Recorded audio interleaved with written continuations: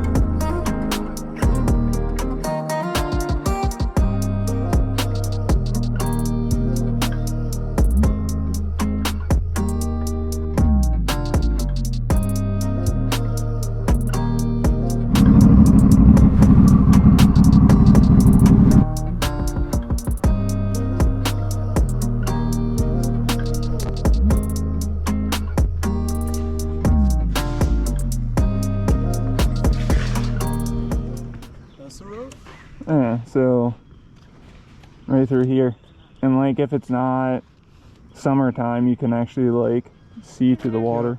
Hello. But it just goes down to like kind of a overgrown bulkhead with a picnic table, which is cool.